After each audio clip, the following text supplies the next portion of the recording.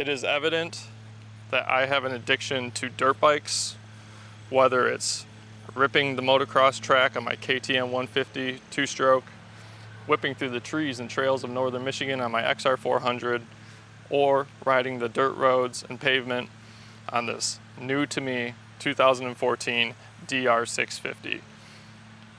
In today's video, I want to talk about why I purchased this, the roadmap that led me to purchasing this, because I feel like that's important to people that are looking for a dual sport, and then my overall first impressions. And just to give a little backstory, like I said, if you go back on my channel, I had an XR600 that I bought for really cheap off Marketplace, and the thing was clapped. Did not run.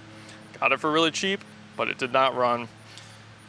With the help of C-Mole from the Barn Goons and my father, we eventually ended up taking the motor out of the frame and tearing down the top end to figure out what was wrong with it. And long story short, the timing was off a tooth, and one of the electrical wires going to the CDI box was chewed through by a mouse.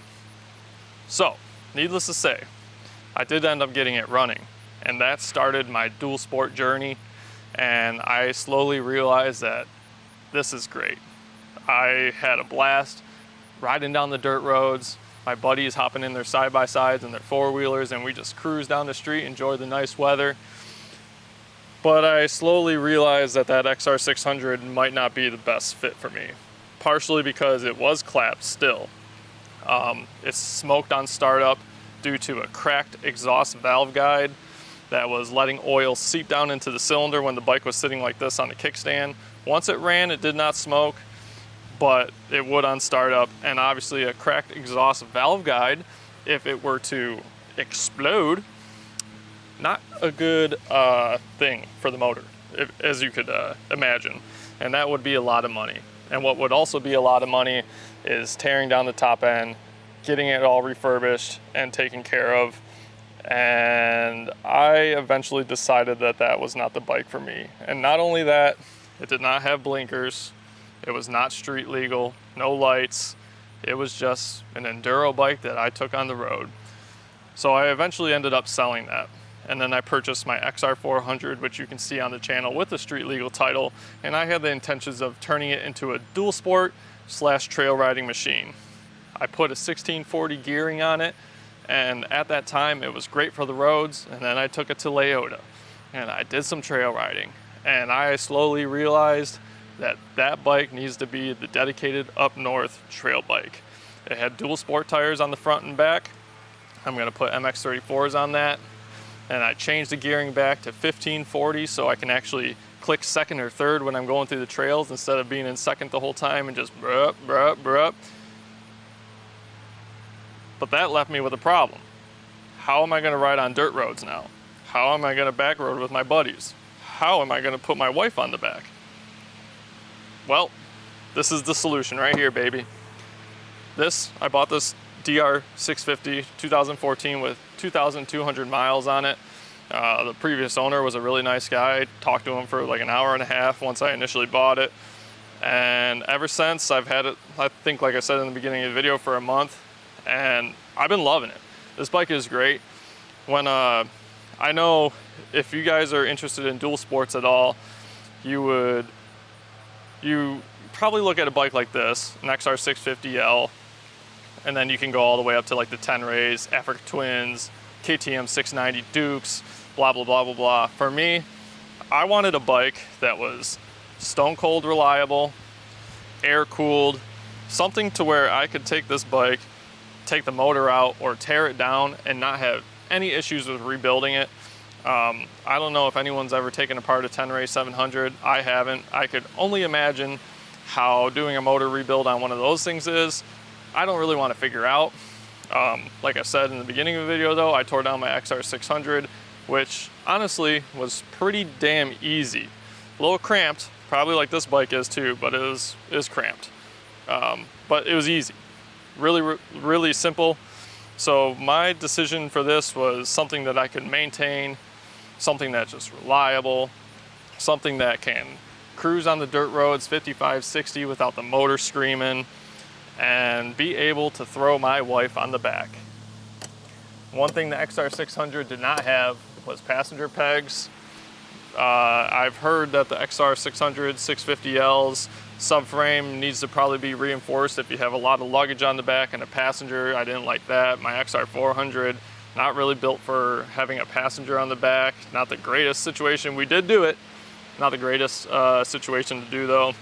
So this, so far, has been a great experience.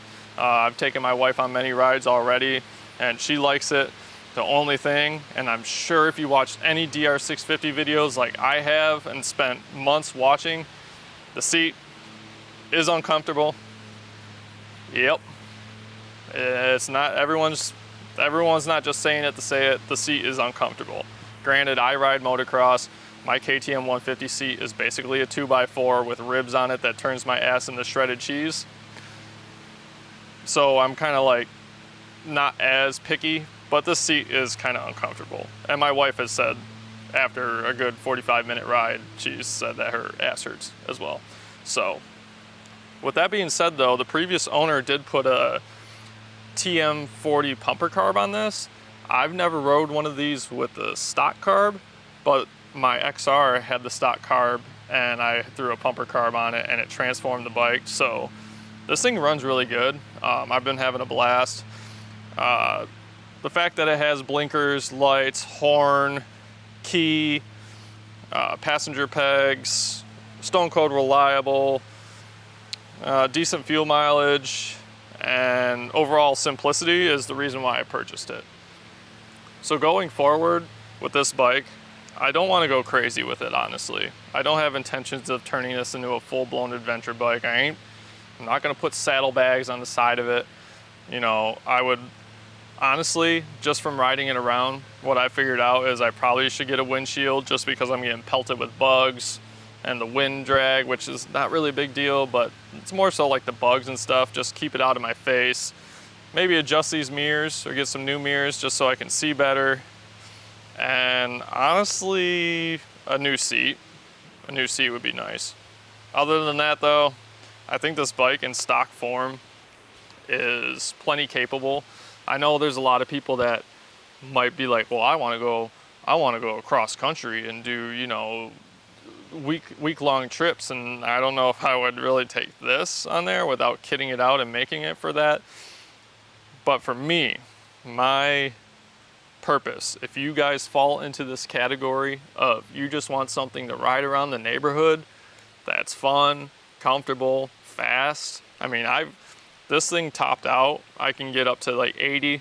The motor screams, but why would I need to go 80? I'm going on dirt roads. I can go 50, 55, the motor just purrs. It's honestly perfect.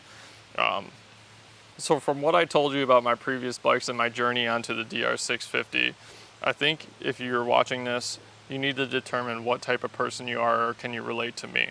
Because in my situation, all I wanted was a dirt bike that I could ride on the dirt roads with my wife on the back, have fun, maybe take it up north, take some fire roads. I don't have the intentions of going cross country. I don't want to use it as a daily commuter. Don't want to drive it on the highway if I don't have to.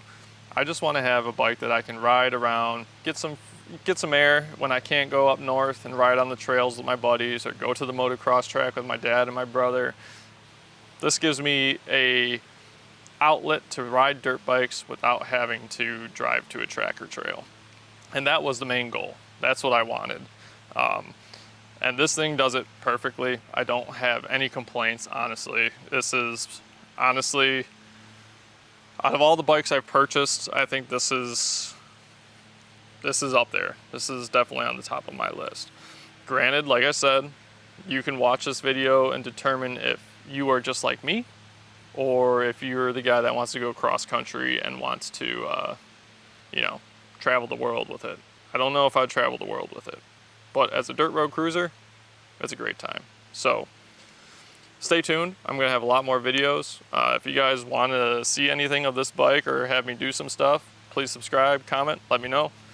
And yeah, so I think that's about it. And thank you for watching. Appreciate it. Subscribe if you will. Almost so close to getting monetized. So close. If you guys could help me, that'd be fantastic. I'd really appreciate it. So, yep, like I said, thank you for watching, and I'll see you next time.